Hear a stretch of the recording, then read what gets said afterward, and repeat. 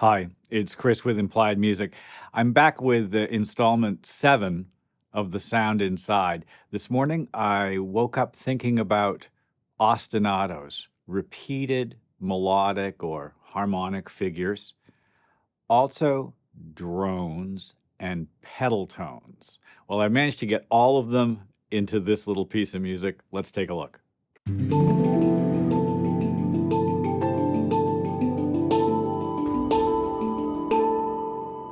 I've chosen a very specific scale for The Sound Inside. I'm going to play it for you right now.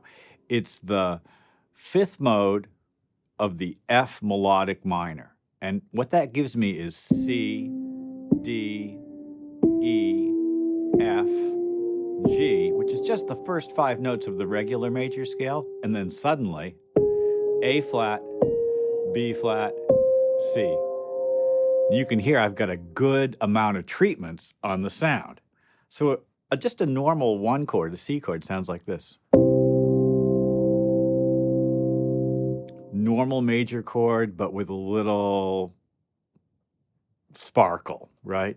Now, what's beautiful about harmony is our ear expects to hear certain things. We expect to hear 1, 5, 1, or 1, 4, 5, 1. And if you undermine that or don't fulfill the expectation, it can be a little more dramatic. And because this is a kind of a mysterious play, I want some of that mystery. So that was 1, 4. 1, 5, 1. So there's something soft about that. It doesn't push. It's soft. Well, what I've done, and I'm just going to go ahead and play this piece now, is use 2 basic, I guess, compositional tricks. One is the repetition of a phrase. In this case, it's very simply this little 6, which is like a C chord, then that 6, which is like an F minor chord, back to the C, and then down to the G minor. And that's going to stay put throughout. It just sits there in the space. Against that, I'm dropping in a repeated C.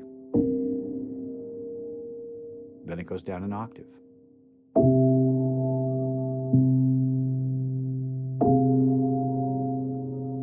In minimalism, there's something about repetition which is very important. You know, it's just a cornerstone of the style. But repetition has to be accompanied by subtle variation. It sounds like the same thing is happening over and over again. And in some respects it is, but it's constantly varied in subtle ways. Here I put the C on the top, and now add a 5th to the top of that. The effect on that is really special. And now back down again. And now instead of 2 pulses against each chord, there are 3. And you notice I alternated the octave with a 5th.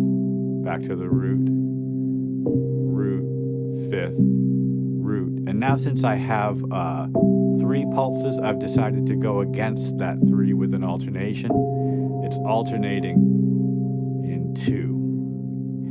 Constant variation. It's the illusion of repetition. I'm not just repeating something. And here, a real strong variation. There's a note we haven't heard yet, the D, opening out. It reinforces what we've heard before. And now, big old G bass. We're at the end of the piece now. This kind of piece of music is great for underscore, and it's why I haven't felt bad talking over it. It's designed to support an emotional contour or an exploration of a more complicated idea without getting in the way of it.